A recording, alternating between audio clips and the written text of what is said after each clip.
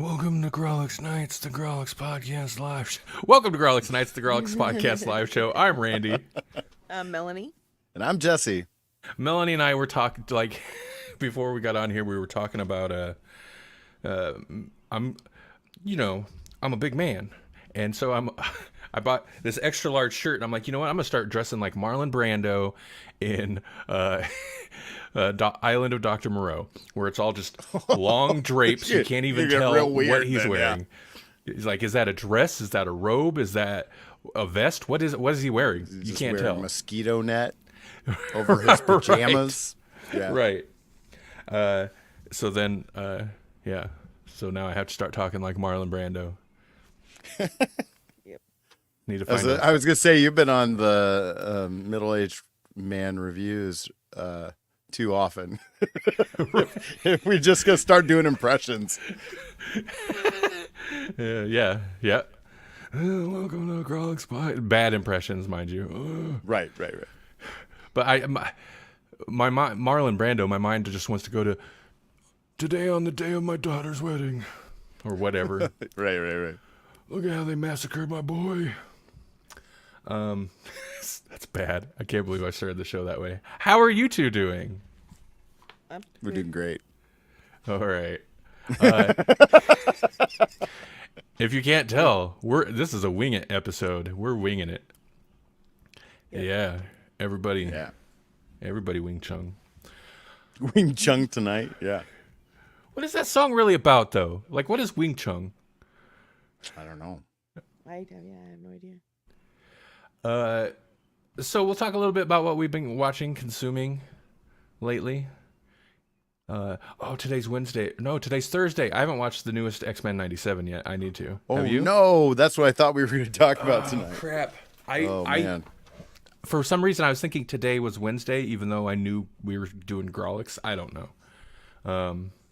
Crap. Okay. Well, my bad. I really wish I would have watched it then. I do have a couple news stories that we can talk a little bit about because they 100% tie into what we always talk about, and including one of them's not really a news story, it's just the story that new Doctor Who tomorrow. So I figured we could maybe talk a little bit about what we're hoping for, what we're hoping for not. Yeah, Doctor, we're gonna do a love me not thing. Probably not. Hi, Melanie. Oh, never mind. I definitely think I caught her at the wrong time. Yeah, sorry. No, it's okay. I said hi, Melanie, and then I heard you coughing in there, so I was like, she probably swallowed down the wrong tube because she was not expecting to be summoned. I hope it's not a musical. That's my whole thing. But first, so Jesse, okay, is next week the last? Oh man, next week will be stacked if there's new Who. Is next week the last episode of X-Men 97? I think it is. Is it? Okay. I believe so. I think there's one more episode. Right. So that means the finale is like a 3-parter, or it's like part 1, part 2, and then a final episode? I believe it's a 3-parter. It's the something to do with extinction, right? Or something. The name of the episodes, it doesn't matter. Yeah, I believe it ends on with a 3-parter. Okay. And yesterday would have been part 2. Okay, so what's that? Oh yeah, I mean, like part 1 ended with a doozy, part 2's ended with a doozy. So yeah. Ooh, I'm prepared for a doozy. Okay. Well, yeah, I'm excited to. So next week, then we'll probably be talking. We will 100% be talking New Who and our X-Men 97 season wrap up. Mm-hmm. Pretty good. Next episode's going to be great. Sorry. Yeah, can't wait for next week, guys. This episode, well, not so much.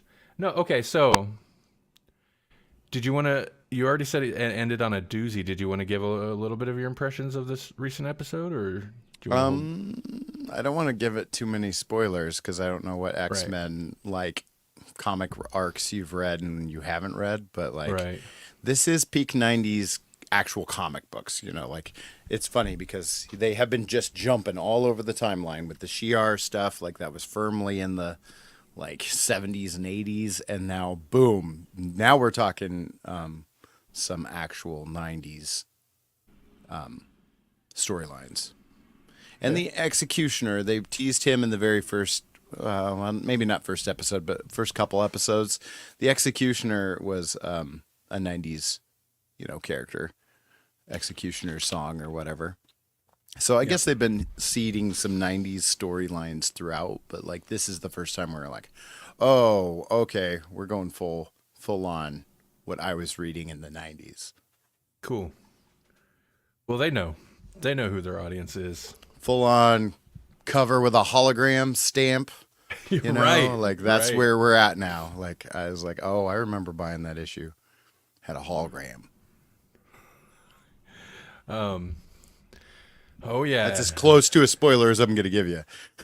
90s X-Men comics where they mass produced so much. The promise of, oh, this will be worth money someday was a blatant lie because they made 1 million copies. God. I'm sure I've got like a saber tooth foil cover that like no one will ever care about. Right. And I've got like the 75th issue of, it had to be more than 75. Whatever volume they were on of maybe it was the 75th anniversary. I don't know. It was Silver Surfer. Maybe it was the 100th issue, and it was all silver and stuff, and it was like, it was cool. It was awesome, but this is not worth anything. Well, X-Men was uber popular in the 90s. Like, Right. They were the Avengers. that's The the Avengers thing. were garbage back then. When they made the first Iron Man movie with Robert Downey Jr. was a gamble because in terms of popularity, at least from the 90s, I know that they didn't make that too much later, but just the idea that, yeah, the Avengers, Iron Man, Thor, like as far as a 90s kid was concerned, unless they happened to really be into They whatever wish series, they were the X-Men. that's like B tier. X-Men was A tier. That was the most popular. Not to say it was the most quality, but uber popular. Whereas, not that X-Men's not popular now, and obviously, I'm guessing they're probably going to gain some popularity, but who had it? Fox? Man, Fox. Fox hit the tentpole properties, you know, like Spider-Man and X-Men. Those were the two worth watching, and those were the two worth reading at the time. I mean, I don't know. There's been so many X-Men movies and properties. I guess you can't say they ran it into the ground because it never ceased to be popular, even though there's a good percentage of the movies and stuff that weren't that great. But it is interesting how like the mainline Avengers characters became as popular as they did. Especially Thor. I don't know, that one just always is so surprising to me because it's Thor. Like, yeah, everybody kind of knows Thor because it's based loosely on a mythological creature. Is that a word? Yeah, yeah, A mythological creature, figure, whatever. yeah. And Norse you know, mythology. Yeah. as cool as that is, like, it's not. He never struck me as like a super hip character necessarily.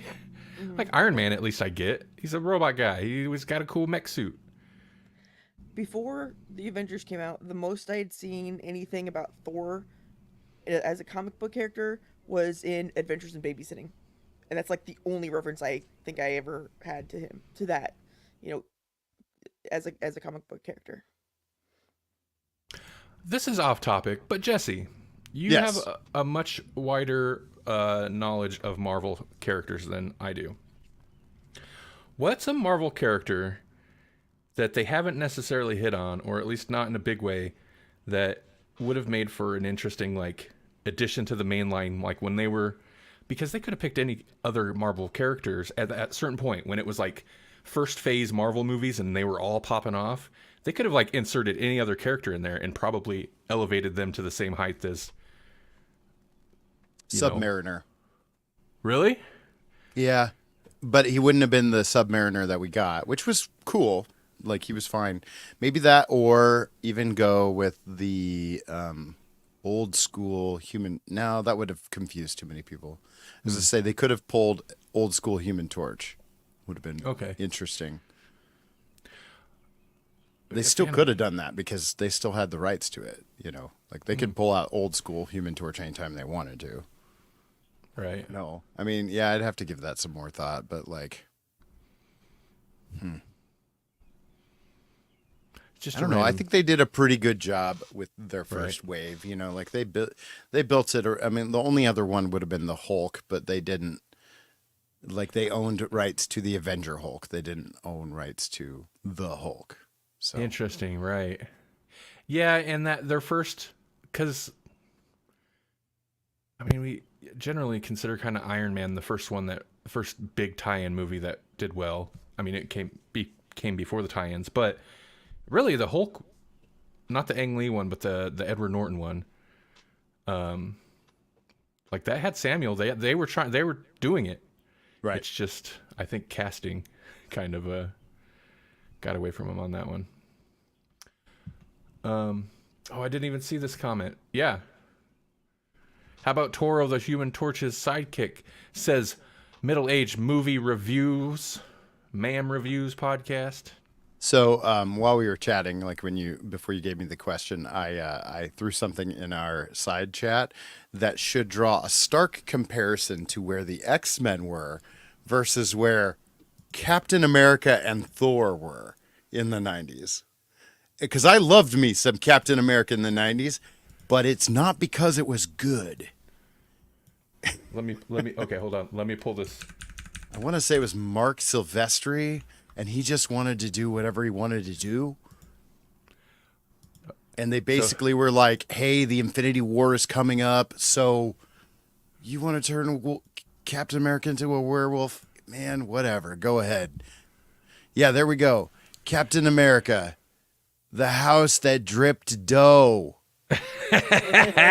He needed Thor for that one, and this is when in the 90s Thor was not Thor. Thor was Thunderstrike, just in disguise. That's Eric Masterson as Thor. And so how do you pull that off? I'm gonna put a mask on. I'm gonna put a mask on the Thor costume, you know? Oh, wow. So that they don't know that it's not me, and I have a beard now. I remember this 30th anniversary logo play. I wonder yeah. what I have some comics from this time period. Must have been 91. Some Marvel stuff. I don't remember what. Maybe Spider-Man. But yeah, okay. So yeah, that's the Captain the America. contrast, you know? They were doing great things with X-Men. Captain America was in a house full of dough. Captain America's another one. That's the one I kept spacing off because it still blows my mind that Captain America is like top tier, super popular because he's Captain America. Right. Oh man, he was so cheeseball. Yeah. Right. And I guess Daredevil. I'm surprised Right. they didn't bring Daredevil in faster. I guess You know if what? there was anyone else. I guarantee that Ben Affleck flick ruined it. Probably. I bet you in fact I think that's exactly right. Someone else had the rights to it. Okay. Like they had to wait for that. They had to wait to regain those rights before they could actually do Daredevil. And then I think we got a Daredevil pretty quick. Right. Cap Wolf was the bomb. Marvel was making their own dough. Yeah, that's why they had to file for bankruptcy. I mean, that wasn't till like 9-10 years later, right? Oh, yeah. They were riding high for a little bit They were. until they weren't. I think this was the era when, like, to all rights, most of the Avengers would have been on the West Coast Avengers, but actually Iron Man was on the West Coast Avengers at that time. So that's how bad, that's how bad Iron Man was for a while. But who was on the regular team? I want to say this is when we had the second Captain Marvel, who becomes Photon in the MCU. Monica Rambeau. And the Black Knight is on that team. I think Vision is still on the team, but he's like the White Vision at that point. That's such a bad name. Vision. Oh, one of the White Eternals. Vision? Cersei was on the team. So yeah, White Vision. Oh yeah, no, you're right on the. Oh yeah, Cersei. Yeah. Somebody else. Who else was on that team? White Vision. That's when they were going up against David Hasselhoff, aka the Beyonder, right after the Secret War. Oh yeah, Jarvis was a real person at that point. That's true. Oh. Because they all lived in a mansion, Avengers. Was Crystal on the team? She might have. She was on the team for a while. That's right, because that's how Quicksilver met her. There's too many people. I know. That's always my problem with Marvel. I'm like, what? Who? How many? So, who else could be in Wave 1? They really shouldn't have put anyone else in Wave 1. Other than the ones they can't do, like the Fantastic Four should have been in Wave 1. Right. That's a team that should be around from inception, but they aren't, so they'll figure it out.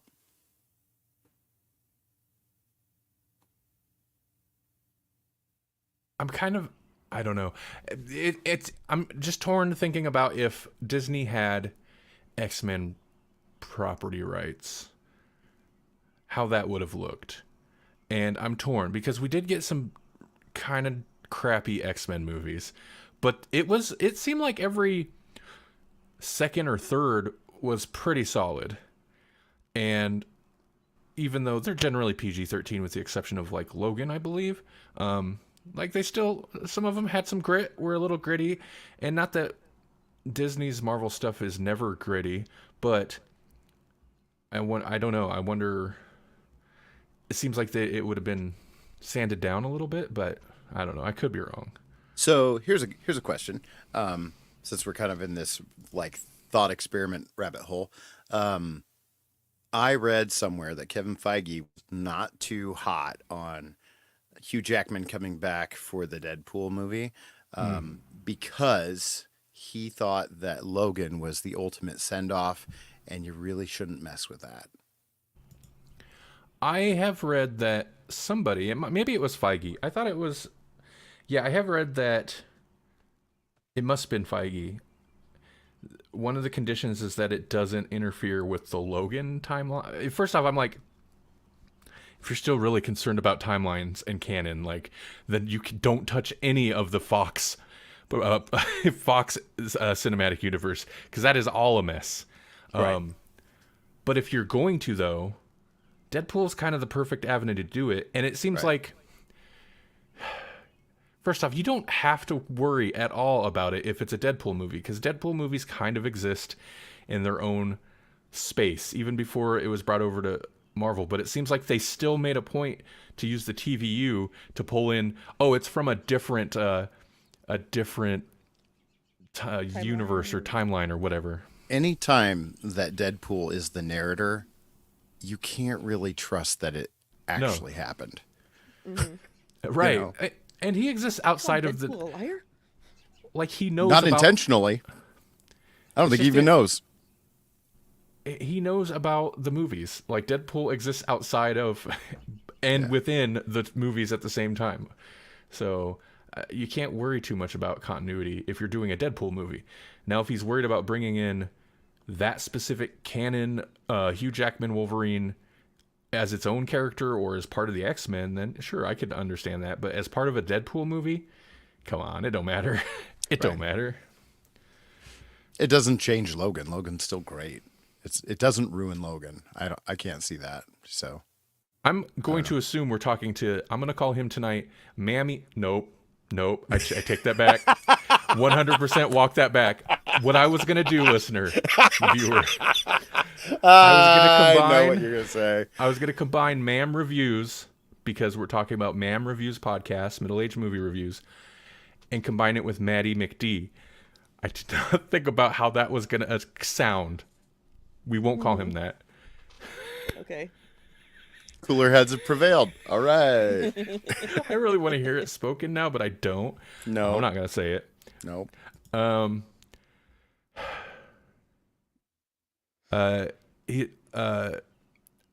say Maddie. I'm assuming it's Matt. Is hoping that he's the X-Men cartoon Wolverine. You know, that would be like, if he was interested in easy money, maybe it's not enough money, or maybe he's just not interested in voice acting, or honestly, some actors don't necessarily translate well to voice acting. That would be easy money for Hugh Jackman. Like, yeah, I'll play Wolverine and voice forever, or whatever. Yeah. Maddie McMahon. Better. He played himself in Rick and Morty, so he's not against voice acting. Well, good. Yeah, there you go. Well, it's kind of like, Kevin Conroy, Mark Hamill. They don't necessarily get the characters, especially a character like that's going to pop up in lots of different things and video game properties. They don't necessarily get the role in all of it, but like they're kind of the go-to predominant actors for those roles. Sure. Could be like that. Yeah, I heard that Mark Hamill's bringing back his Joker again in something. So Right. is it multiverse or something? I don't know what that is. It's because he sounds very unhinged. And Yeah. it's great. Multiverse, if it's what I'm thinking, is a video game possible. It's like DC's Smash Bros. Like Nickelodeon had their own, or has their own, but like Super Smash Brothers video game where it's just like all these characters in a fun multiplayer beat 'em up or something. I think Multiverse is that, but it's WB characters. Gotcha. Would that include all of their access to like the Hanna-Barbera, like Cartoon Network stuff? Oh, that's a good point, because I mean, I think technically, yeah, they could probably do that, but they already have that game. I don't know what it's called, but it's basically the same thing except Cartoon Network characters. I don't know. Yeah, but I want to put Space Ghost up against the Joker. Oh, that's a good Mark point. Hamill's just this. I don't know that they. It depends if they think there's people who are interested in those characters. I feel like they own a ton of characters that they don't wheel out because they're probably like, kids don't know who this is, or whatever. Still, Huckleberry Hound has got to throw down once in a while. You got to let them know. Speaking of Disney and WB and all this, I'll be your Huckleberry. Sorry. What is that from? That's from Tombstone. That's it. I was gonna say, because that's something kind of sinister. Cable. It's coming back in a big way. Cable, baby. Oh boy, I'm so glad. I mean, I kind of thought they were already doing this, because they are. If you have an Amazon Prime account, you really don't have access to all that much of their video content unless you bundle on. And Hulu has always been basically the cable network in sheep's clothing of streaming services where you can bundle all kinds of crap on. But apparently Disney and Warner Brothers Discovery, is to launch a Disney Plus Hulu Max streaming bundle. And this is apparently big news. I've seen it posted a bunch. But yeah, you can get a bundle and it'll be, we can watch all three platforms and pay for it one time, which is, depending on the price, okay. If you watch all those, that's fine. Sure. Yeah. Of course, they're going to have like an ad-supported tier and a more expensive ad-free tier because everyone's doing that. Yeah. Cool. Sorry. It's interesting because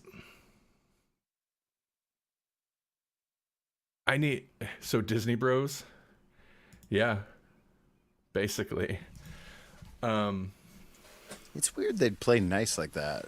I don't know. I mean, like at this point, are we just gonna have Marvel versus DC crossovers? I mean,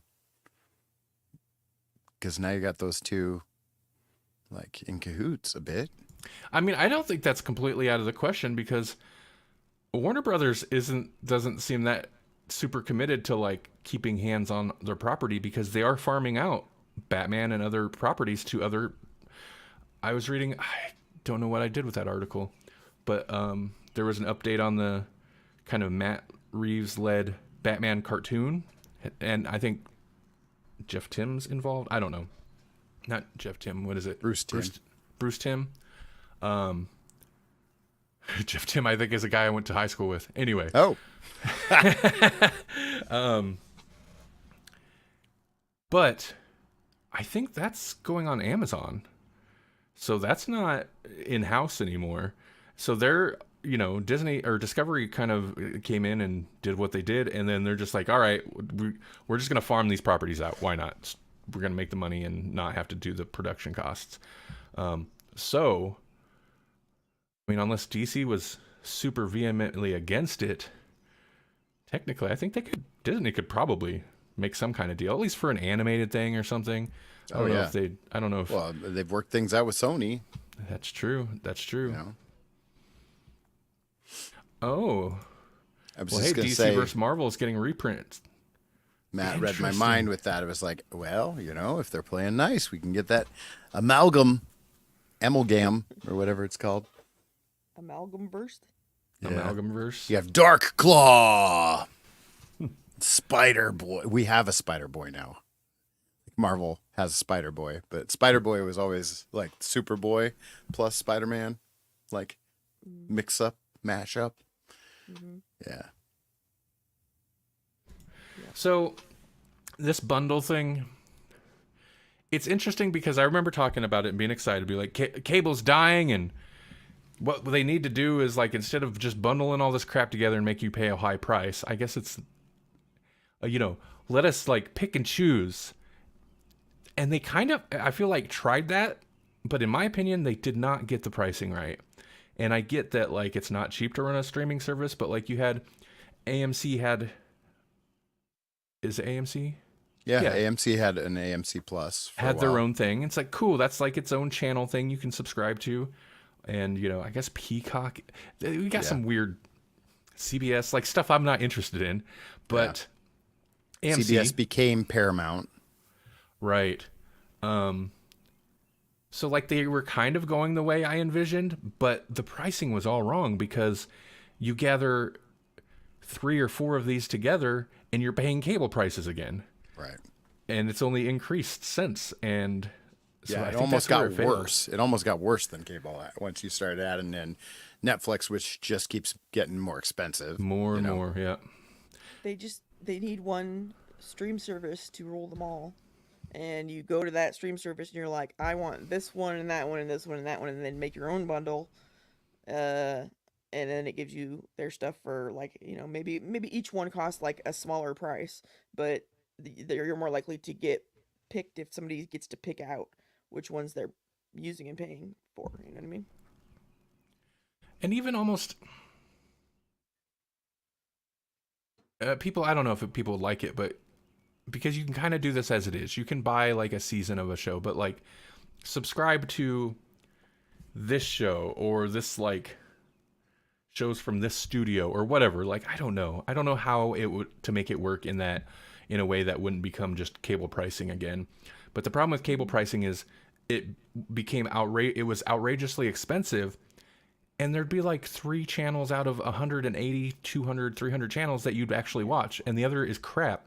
And the money you're paying supports all that crap channel too. Like, there's a lot of stuff in there I don't want to support. I just wanted to watch, whatever. Matt's got it right there. You need like your own cable box, like a special cable box that's all streaming services.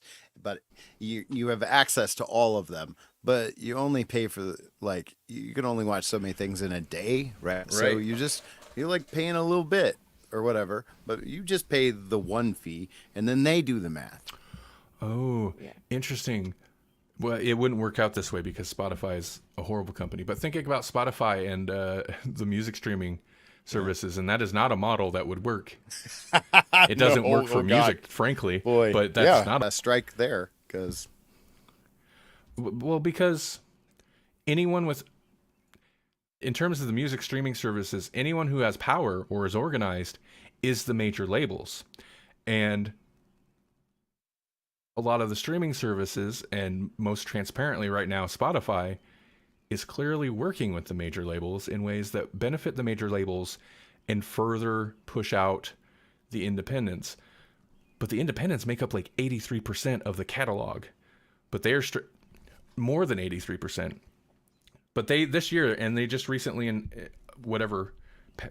enacted it, Spotify, if a song doesn't have under 1,000 stream or have over 1,000 streams, they pay no royalties. That's 83%, if not more, of their catalog. So now 83% of Spotify's entire catalog, they get for free. They don't have to, they will collect payment for people to listen to it. They don't have to pay the artist for those songs. So anyway, that's a whole thing. You can't find Super Science on Spotify now. I removed it because I don't like them. right.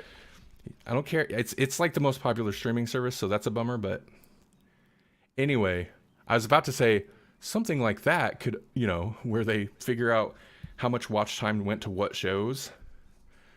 But I don't know. I think that would I don't think that would be viable for a lot of shows. I think that would kind of ruin a lot of productions that just wouldn't get the funding if people, whatever. But that's kind of how TV works anyway. If you don't get views, True. then you don't get advertisers, then you don't get money, you get canceled, Right. Well, let's jump off of this because I do want to talk about a couple streaming things because we've been watching some stuff. Melanie and I finished 2 shows recently. One being Three Body Problem, we finally finished the first season on Netflix. And the other being Dead Boy Detectives, which is comic related, and we just finished that one, I think, last night, the first season. Yeah. And I am very concerned with that Netflix will not renew either of them, despite, as far as I know, them doing fairly well. And they are both shows. I mean, if Dead Boy Detectives didn't come back, it's still an enjoyable season. Three Body Problem, if it doesn't come back, don't start watching it. You know what I mean? In my opinion. Yeah, because now I gotta know what happens. Right. It's clearly like an ongoing story that doesn't have at all any kind of satisfying resolution. Dead Boy Detectives is set up that way. It doesn't necessarily have like a satisfying resolution, but at least it kind of answers several questions that it set up at the beginning of the season. Still leaves you with a big like, what? At the end though. It's fun though. Like I really enjoy Dead Boy Detectives. I enjoyed very much. And if you're unfamiliar, the series anyway is definitely considered a spin-off of The Sandman. Which is where I want more Sandman. Where's our Sandman? Yeah. Am I okay? Maddie McMahon says, nothing personal, but Randall, aren't you the kiss of death for a lot of shows that you like getting canceled on Netflix? That's the thing. Like, I'm so hesitant to start any new series that doesn't seem like it'll be a one and done on Netflix, because if I like it, it will get canceled. The one exception being Chilling Adventures of Sabrina. They actually kept that one going until I disliked it, and then they canceled it, and I was okay with that. But, you're right, Matt. Those shows were terrible. I can't say that either. I feel like Three Body Problem will probably get renewed. I am concerned about Dead Boy Detectives just because I don't hear anybody else talking about it. But I thought it was very entertaining. It's got a good vibe. I don't know if they're really promoting it, but what I was thinking watching the last couple episodes is the Wednesday show was big, and it was a big hit, not just for older people who know, Addams Family, but I think Wednesday was a big hit with kids, with younger audiences.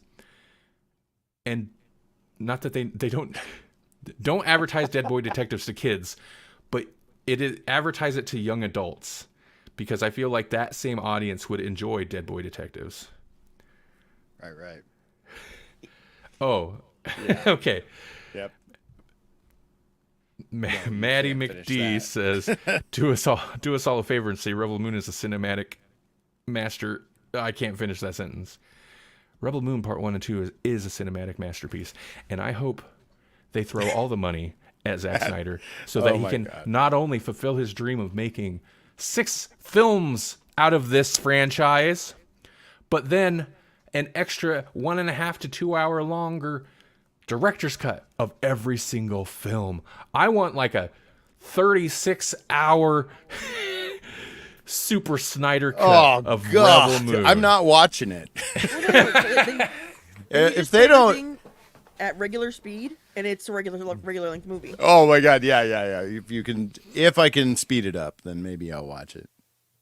Watch the we whole- were watching, I think we watched honest trailers and a pitch meeting videos on that movie recently, and I think it was I bet that was incredible. it was pretty good. I think it was the pitch meeting video, the Ryan George pitch meeting, where he's like talking about rushing through the backstory in literally like 120 seconds. They give 120 seconds to each of these like little, the main warriors, like their backstory, each like rapid fire, 2 minutes tops for each of their backstories.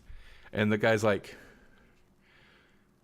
that's all you're going to give to character development, but do we really need all that time for slow motion wheat footage? Can we give more to character development? And the screenwriter guy's like, no.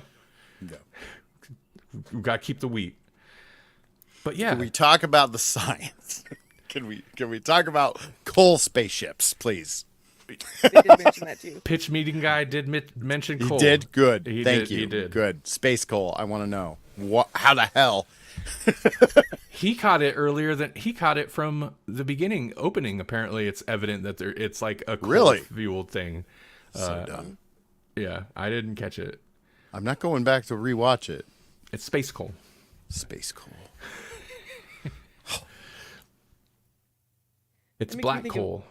Futurama. Coal. It's cold fusion. That's the only good thing about Cold that whole thing. fusion. It's coal fusion. It's dumb. Oh.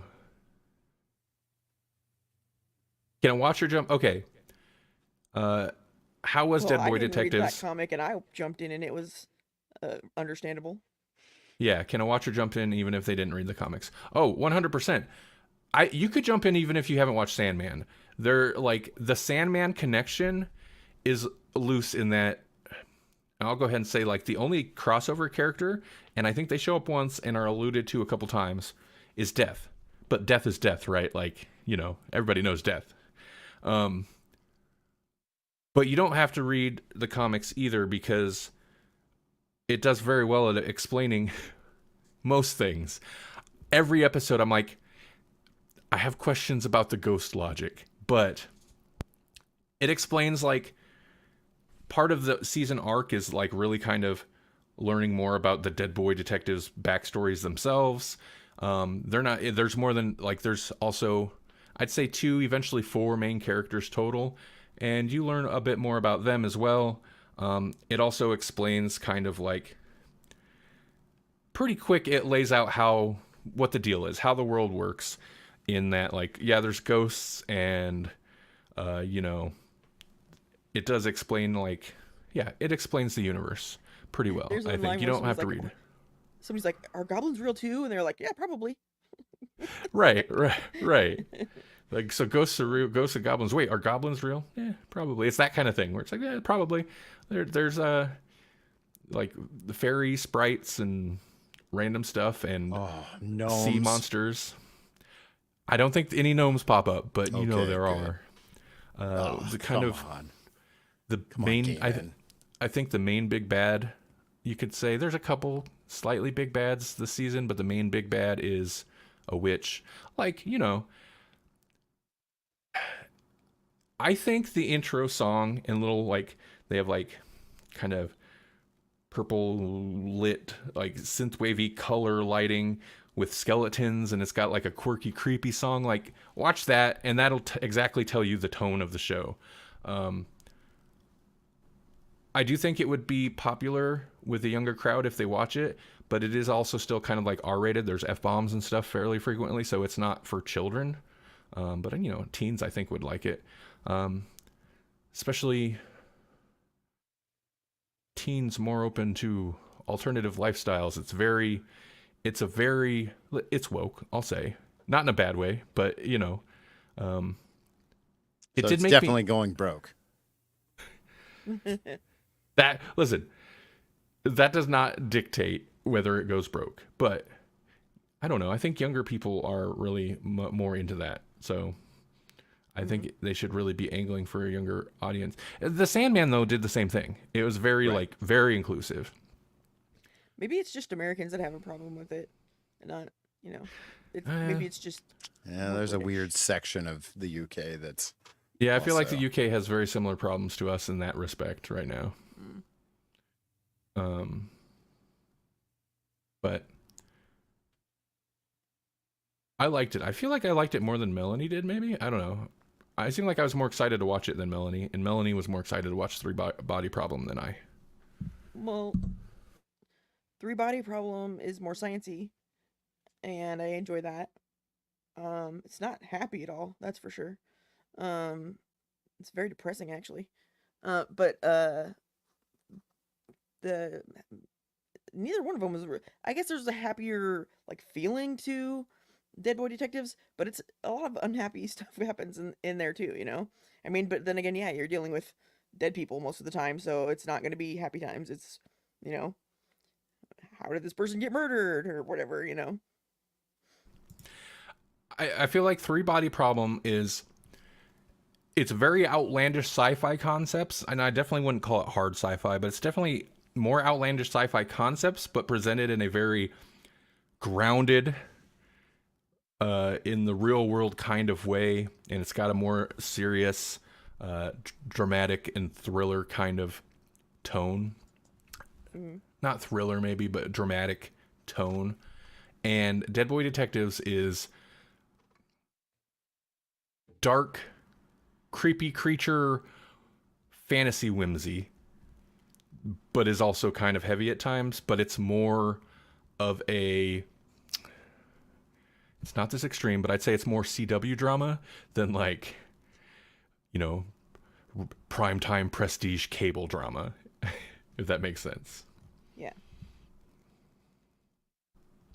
Hey, take it easy. Yeah, see ya, Maddie McMams.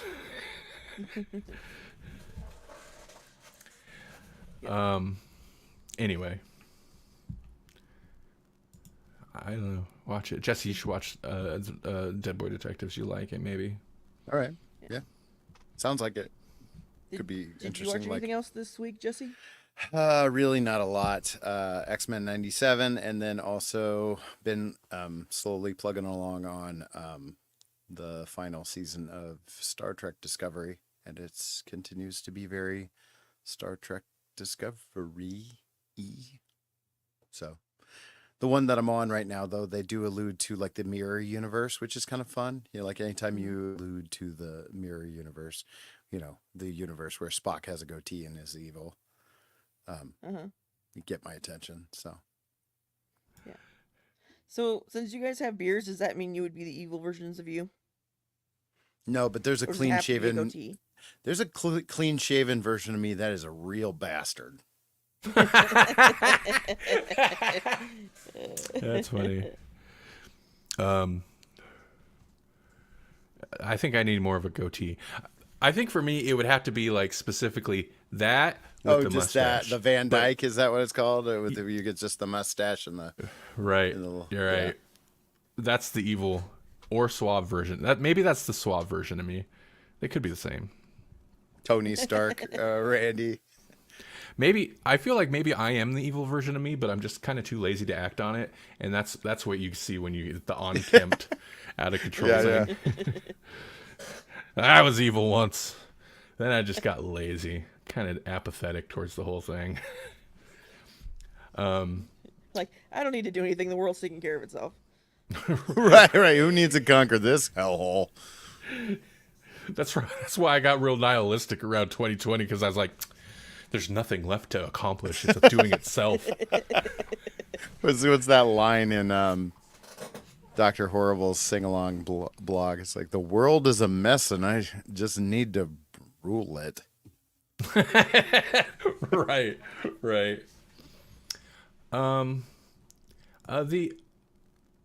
This will be a 2-for-1, and that'll lead into a little bit of our Doctor Who talk, which will actually probably be like 15 minutes long, maybe tops.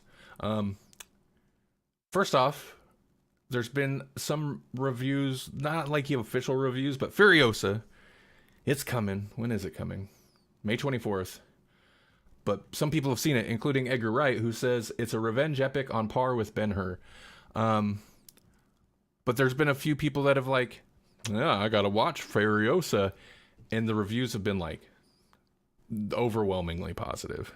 Really? So I'm excited. But apparently, from Edgar Wright, of course, he didn't drop any like spoilers or anything, but he made a point like it's different from Fury Road, because Fury Road was like a, it's a action chase movie.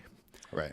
And apparently Furiosa is like a revenge epic over the course of like many years that takes, spans the course of many years. So it's definitely a very different type of film, but is apparently great. Well, good. Along those lines, new Doctor Who tomorrow on Disney Plus. They're going to drop the first 2 episodes at the same time, and reviews of those have been leaking out as not like a leak, but there's also been reviews of those I've noticed. Some people that got to see it ahead of time. And they're generally positive. They're like a pensive positive. Like, it's pretty good. It's quirky fun. It might divide the fandom, but like, yeah, it's a promising start is the kind of reviews. So like, not bad, but also kind of like, we've been hurt before. Maybe that's just them hedging their bets. Right.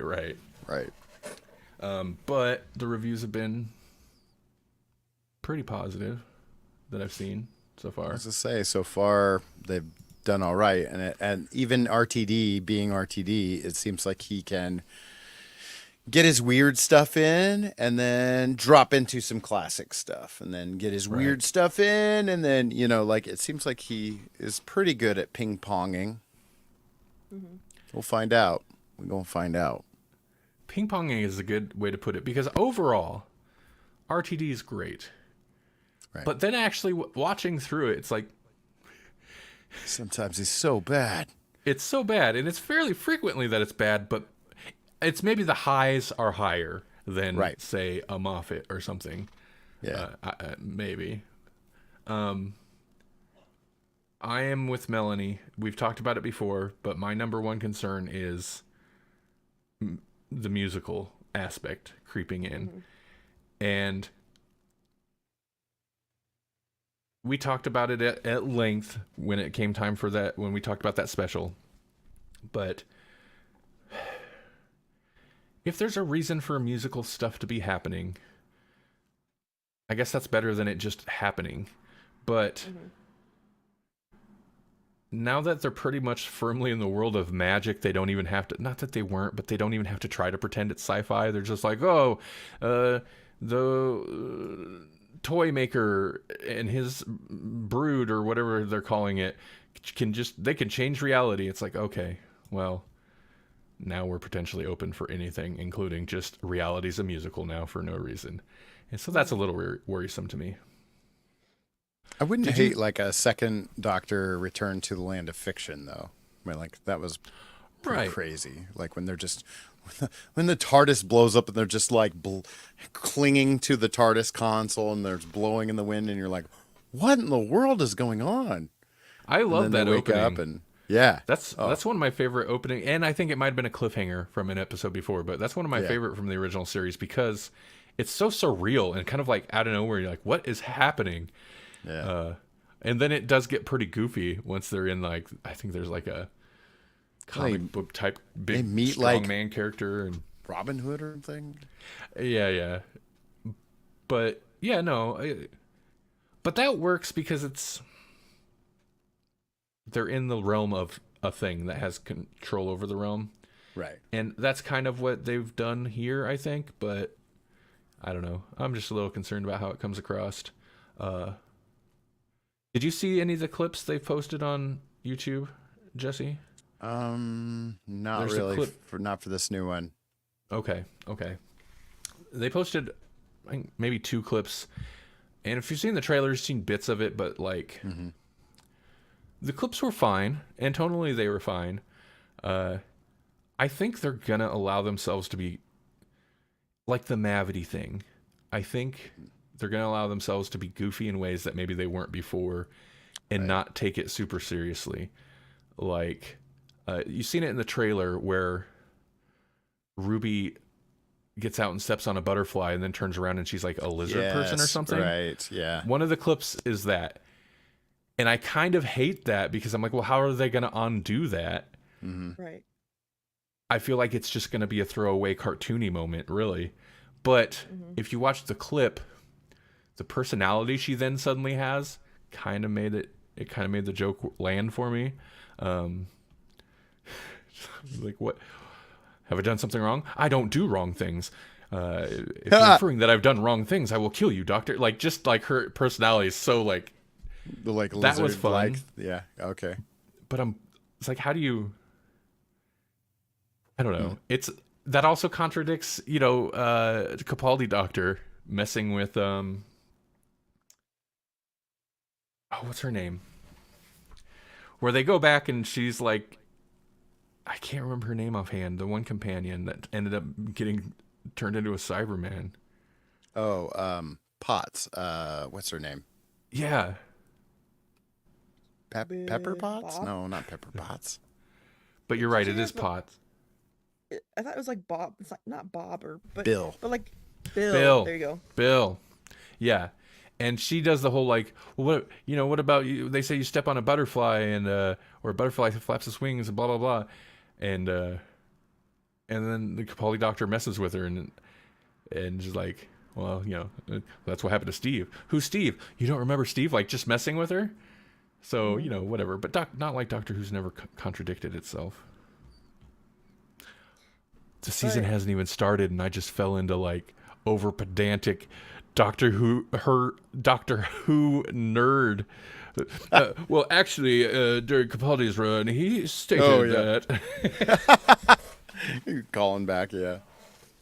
But that's not how We definitely time should travel not do this tonight, but like we should almost, because like talking about the showrunners, it makes me think, what are their seminal works? And they have different eras too, like when I think of Stephen Moffat, I think of probably The Day of the Doctor as maybe one of his high watermark episodes of all time,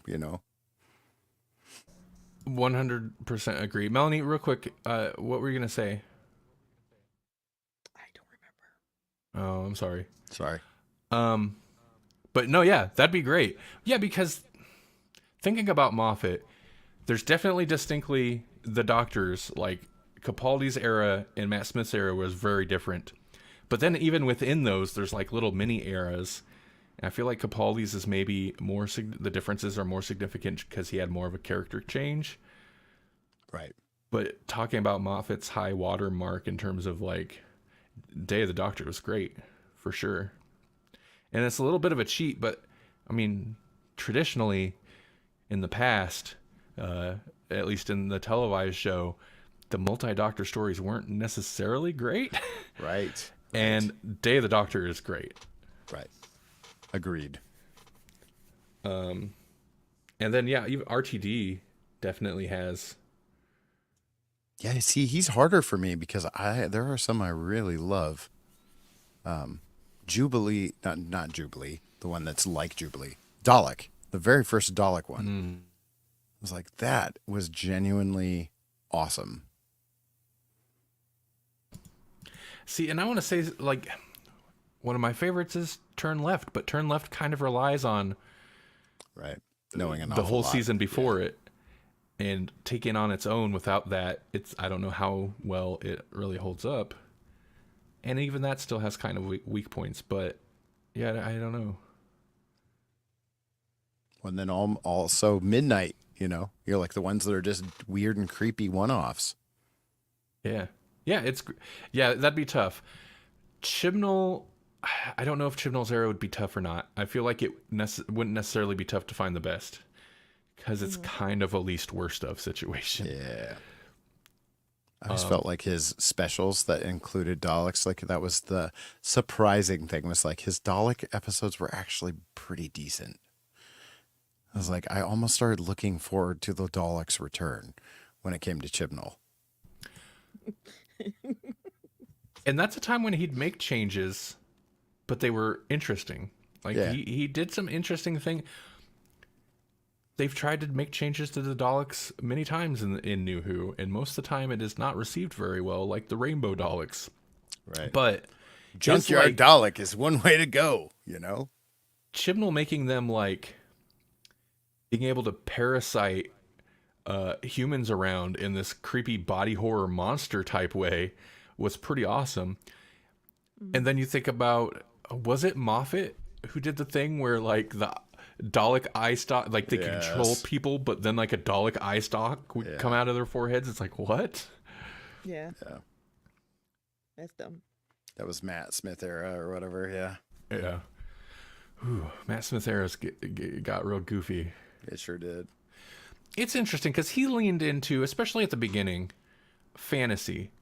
But it was like a fantasy vibe. Although people do seem to push back against that like Christmas one with the kind of the riff on the Lion, the Witch, and the Wardrobe thing where it's like people apparently, I thought that one was fine. People apparently don't like that one, and maybe because it seems too far into fantasy. It starts very like fairy tale like with like what he's got, like I changed all the faucets so that they only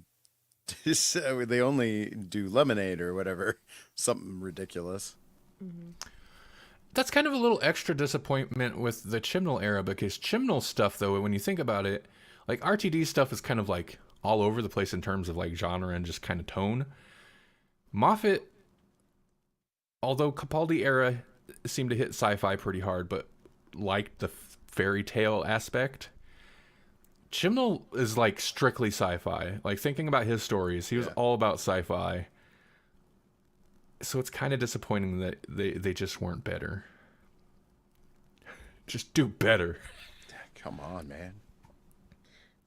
Do you think Rory and Amy stayed together just because they'd been through way too much stuff, and they're like, we have like thousands of years invested in each other, so we'll have to stay together now? I mean, we did the whole Big Bang. We restarted the universe together, I guess. And he waited for 1,000 years as a plastic soldier, and they lived. What was the deal where they lived this whole life? They like were married at some point and then got divorced or separated or whatever. And she was like a model. Like, what was that whole thing? I don't know. There was some weird thing where she lived a long time by herself too, with like a bunch of herselves or something. Some weirdness. She with got the emoji robots or whatever. She got stuck in some place. Yeah, but it ended up being like there ended up being a young her or a normal age her and an older her. And older her died, but that was, I guess, kind of an alternate timeline her in a way. But older her was very bitter and angry. Well, there was like a robot Rory too at some point, wasn't there? Well, he was an Auton, because he killed someone, but then he becomes, Oh, he shoots her, doesn't he? Because he can't control himself, and then he stays watch for 1,000 years or whatever. 1,000 years. The Pandorica opens. Man, you can't accuse Moffat of not just shooting for the moon. Like his ideas were pretty out there. Wear a fez now. It's hard. I suppose it's hard to stick the landing when you were just chucking ideas way out there. They're not all gonna land. No. Let's Kill Hitler is still the worst, though. Yeah, I'm personally not a fan of River Song, but like that made it even worse because her timeline was already convoluted, but then to give her that backstory, like how do you salvage that from a consistency point of view? You can't. Mm-hmm. People like her though, so whatever. I don't like her, and she was a wasted potential. They could have done much, much cooler things with that character, and they squandered it.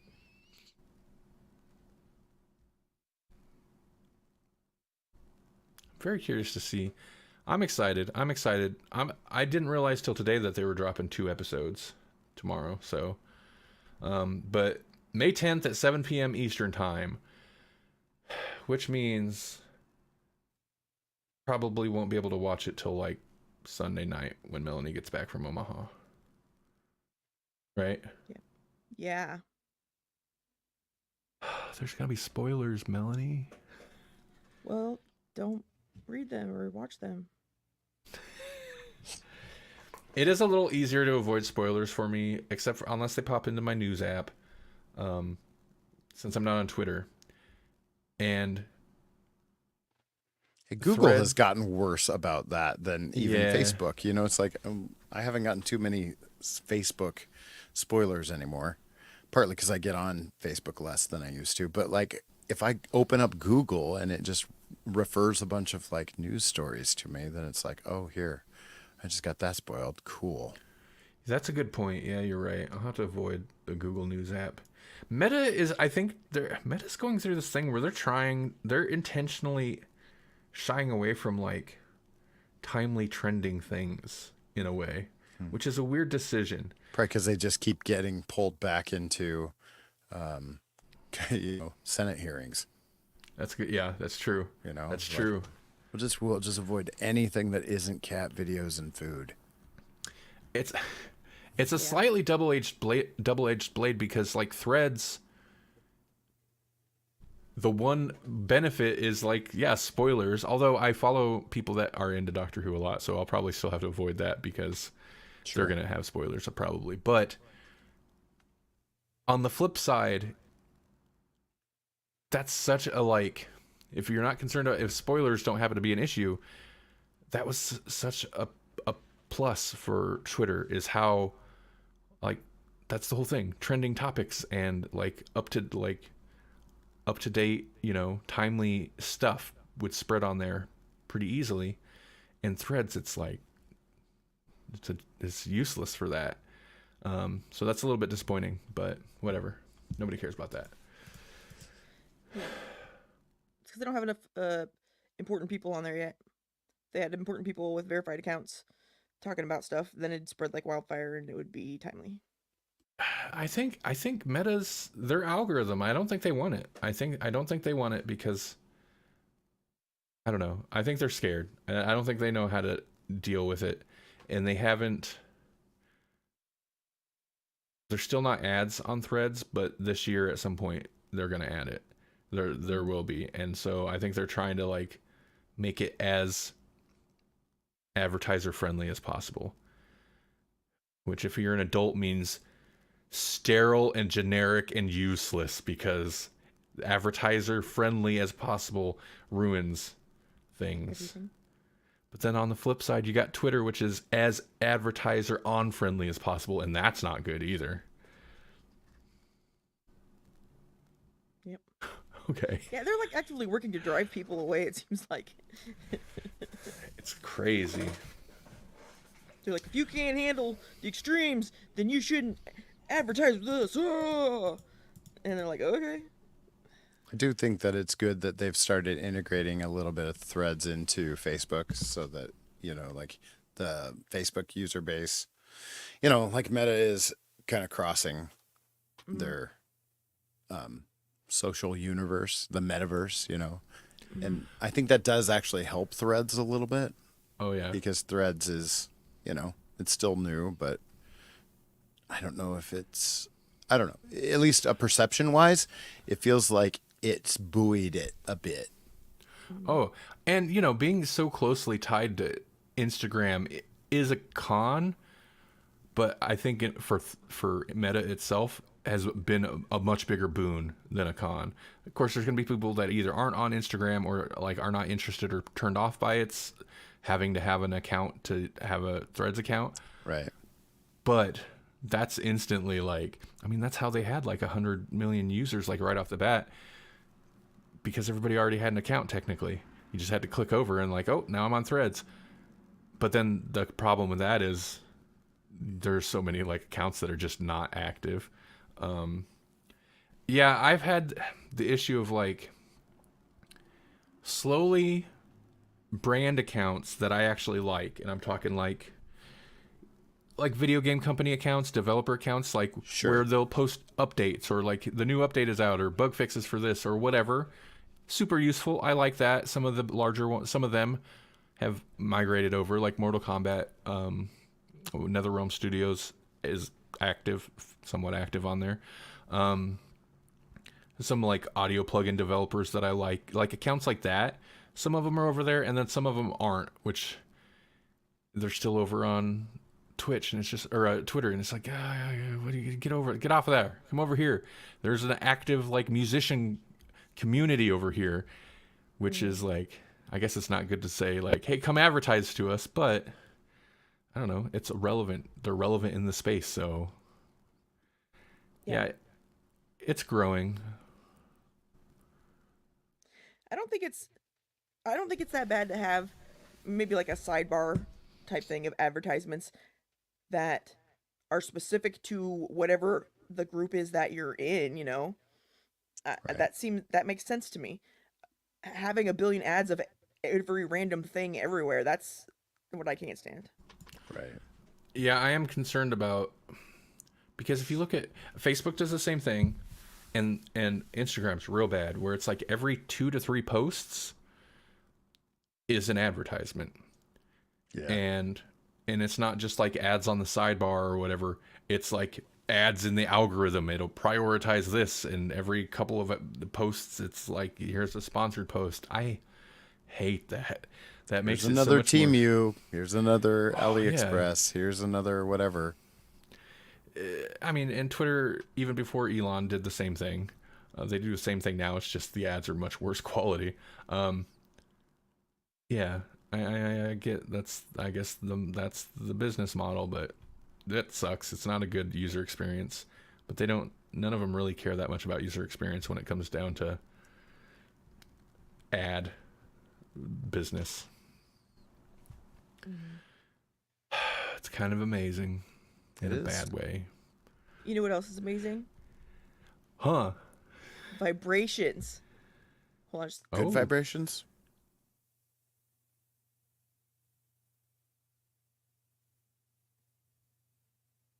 Did my Mark Wahlberg break the internet? No, and no, I had to tear paper out and I didn't want to be out loud. No. I was like, Okay. good vibrations, and then there's just nothing. Specifically, molecular vibrations. Excuse me. ooh. And that's what happens when electrons become attached to atoms to form molecules, and then they start vibrating with the motion of the atoms. So, like, you know, the atoms moving along, and it kind of is trailing along, kind of like bouncing along with it. You know what I mean? And that's usually the vibrations are like specific to those atoms, but all that moving around leads to a loss of energy that limits the performance that organic molecules have in certain applications, ones that we use them for a lot of times. But researchers used laser-based spectroscopes to study molecules and found some new rules of molecular design that reduce that motion. So certain molecules with their geometric and electronic structures restricted into specific configurations had more than 100 times lower vibrations than in previous organic molecules. And so they can kind of force that situation onto molecules with like lasers and stuff. Makes them now like super efficient, whatever. and those are, again, they're probably going to use them in lasers, but it will, like, apparently maybe 100-fold increase the accuracy for lasers and medical imaging and disease detection. So Okay. there you go. Kind of, it seems weird to me though. Like, we're gonna force these molecules to stop vibrating. Like that seems weird. But I mean, it happens naturally. In some cases, I guess that's how they've discovered it. But they're gonna force it.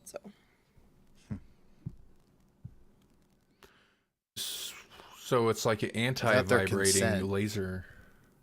What? Without their consent. I don't know.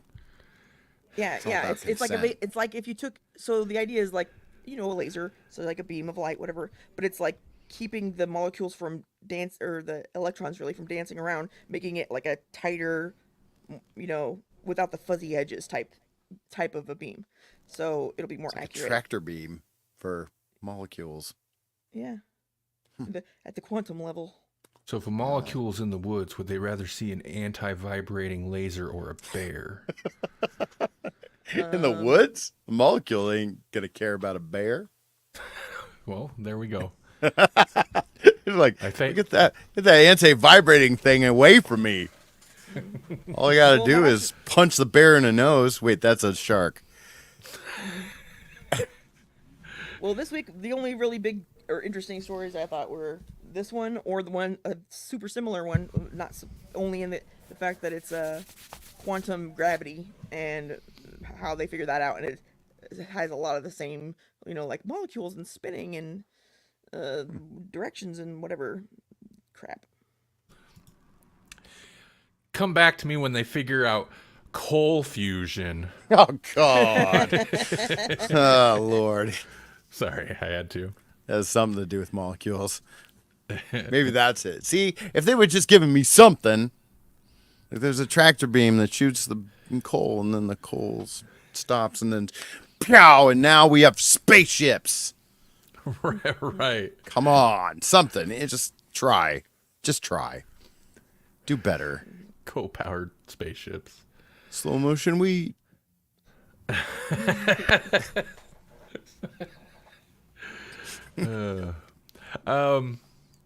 All right. Awesome. Jesse, you got anything you want to mention? How, not to totally derail. I know we're going a little long. How was Free Comic Book Day, by the way? Oh man, it I was forgot to ask. tiring. That was a long day. No, it was awesome. It was good. I haven't done that, for a full year, and so getting older and doing it is like, wow, it's a Right. long day because we start at 9 a.m. and then we end at like 6 p.m. So it's pretty much nonstop drawing if you don't force yourself to get up and walk around. So there are a few times where I mean, a few times you get up just because you got to go to the bathroom, but I made it a point sometimes to be like, okay, I'm going to walk away and just take a quick break. Talk to my friends over here. You just That's need a to good get an idea. easel on wheels, and then you can just go around and draw while you're going on a walk. Just run people over with it. Hi. Invade other artists' booths. Be like, what are you drawing? I can do it quicker. What you doing over here? Huh? Okay, You know I'm what you sorry. should do? Muppets! Waka, Here you go. waka, waka! $20. I'm sorry. What were you gonna say? What do you got coming up? What anything exciting, interesting going on? Oh, blah, blah, blah, blah. Ma'am, I mean, like it's a little buried the lead on this because Maddie D was in the chat earlier, but yeah, I just recently recorded, so I don't know when that episode will come up, but I did sit down with the gents from Middle-Aged. Is it middle-aged? Oh, it's middle-aged movie, not middle-aged man review. That'd be weird. That's kind of like a Tinder thing, right? They're reviewing middle-aged men. It's a Tinder thing. Swipe left. Yeah. No, middle-aged movie reviews. I did Enter the Dragon, and it was a good time. Oh, yeah. Man, So they you knew got a lot more about Enter the Dragon than I expected, too. I felt like, I came in and I did my thing, but yeah, and you kind of warned me. It's like, oh, it's a different dynamic Oh yeah. than you're used to, and but that was true. But Did- I felt like I caught up pretty quick. Was there any old married couple style bickering? Uh, kind of. Also, like, because like I hadn't seen Enter the Dragon until I was like in my high school age, because that's when I started martial arts, right? So the only good way to watch a good kung fu movie when you live in the middle of a cornfield is to rent one, right? So you had to like go out, you had to seek it out. Like Fox 42 maybe had some of that stuff, but I don't Right. know. Like I don't remember seeing a straight up Bruce Lee movie on KPTM on the matinee Saturdays or whatever. But whereas wherever they live, they had Samurai Sundays or something. So like they had like this thing built in where it's like they had all seen at least some edited version of it, like well before I had. But I think I want to now I'm going to have to listen to the episode for sure, but I want to say that Tim like really hadn't seen it. Oh, okay. And Joey was busting my chops because I hadn't seen it before high school, and then he was like, "Well, I just watched it for the first time." It was interesting though because like I won't tell you who, but one of them was like, "Yeah, I don't know if I would have added this one to my death clock or whatever." I was Oh, like, wow. "Really? Oh, wow." Okay. You Interesting. know, because they got into the fact that like really, if at the heart of it, the story itself isn't that much to write home about, but also like it is a classic, you know, like they literally made several video games based off of it, like I was gonna say Mortal it Kombat, establishes such a trope that Mortal Kombat, a good portion of Jean-Claude Van Damme's movie career, like Right. they, Oh, yeah. they established Absolutely. a trope that really became the secret tournament that decides something important. Yeah. yeah, yeah. That really I came mean- back in. Sorry, go ahead. I was gonna say, but just because you're the first to do something doesn't mean that makes it good. Oh yeah, you know, So, yeah. his point stands. His point stands. Like there is some things about it where you're like, this is not a good story, really, if you think about it too hard. But it's But also, also- so cool. Oh yeah. Oh, absolutely cool. Yeah. And then the weird like motley crew of people that you get together, you know. So yeah, it was a good conversation. It was fun. And boy, oh boy, did we fall into some rabbit holes. Because as soon as someone calls me to task about like, wait, were you living under a rock? I was like, no, I lived in the middle of a cornfield. I spent most of my time fighting off corn bears. I've never heard. Dude, that's a thing that needs to start going around. Forget Australia's drop bears. You never heard of Nebraska's corn bears? Yeah, that's the thing, man. Yeah. So I just go straight, you know, if I'm ever backed into a corner, I just get completely ridiculous. So there you go. That's pretty good. Which I felt was a good mesh with their style, you know? It was like, yeah. I thought it was a good time. They're fun guys. Yeah, it's fun. It's definitely a different dynamic. Yes. But they're fun guys. Well, awesome. I'm excited to hear that one. I'm not sure what website of theirs specifically to point people to, but when it does come out, it'll be on electronicmediacollective.com. It'll That's be right. there. I believe right on the homepage, but you can always go to their page on the website as well. Awesome. Tomorrow we'll be on the radio again. I'm Oh, right. debating. I might have to pre-record, or I might. It depends. I was debating doing. The drive-in is doing, since my previous drive-in plans got canceled because of tornado weather everywhere. Tornadoes and corn bears, those are the main things. It's you the gotta main watch out thing for. that you really do. So I didn't get to do that. So I was debating going. They're doing a Back to the Future triple feature this weekend. They're doing all three. I'm so on the fence. It'd be a lot of fun, but I haven't had a chance to pre-record the radio thing yet. So I might. I don't know. I'm on the fence about whether I'll go or not. Either way, I'll be spinning some metal spinning some metal for you on Helix Rock Radio at rockradio.live tomorrow night. So be sure to check that out. I always have fun trying to think of some weird thing to send you. Like last time I was like, I got to send him some Gwar. I bet he hasn't even played any Gwar. I hadn't. And you know what? I didn't notice it right away. I'm not sure when you sent it. Partway through the show, I was like, oh, I need to check this. And I checked, and it came up at the perfect time because I was coming up towards the end of a little block of, because I try to group things together a little bit, of like political themed, Oh, perfect. kind of hardcore, crossover, hardcore, slightly punky stuff, thrash hardcore stuff. And Gwar, the Reaganator, Right. I was like, that's like perfect. So I just slipped it right in there like the next song. When the Reaganator is not anywhere near their best song, but I was just like, I also like giving you weird titles. Right. No, yeah. Like, what's the weirdest song name I can think of? And then I was like, I got to give him some Gwar. The Reaganator. It was good. And I happened to check it. Perfect timing. Worked out real well. One of our friends, Josh, who's also a regular listener, I ended up playing his request after your request, but his initial request was to open the show, no theme song, open the show with a song by Carnivore, who was Peter Steele of Typo Negative's earlier band, called Jesus Hitler.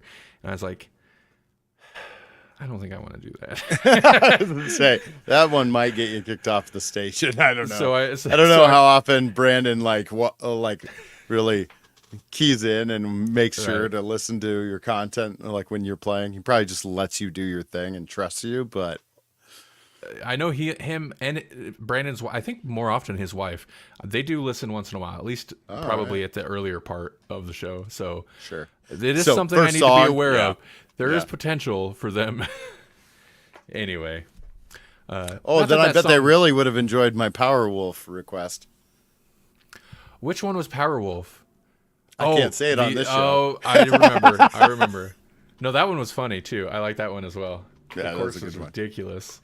So yeah, if you like metal, go check that out. Send me some ridiculous requests. So long as it fits, I'll throw it in there. And so long as it's not Jesus Hitler. Fair. That's fair. Melanie, you got anything exciting you want to mention before we get out of here? Nope. Okay. All right. Thanks everybody for watching. Thanks for listening. Go to grawlixpodcast.com if you want to hear more.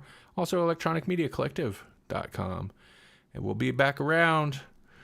Come back next week when we have a real show. Man, we spent this whole show talking about how cool next show is going to be.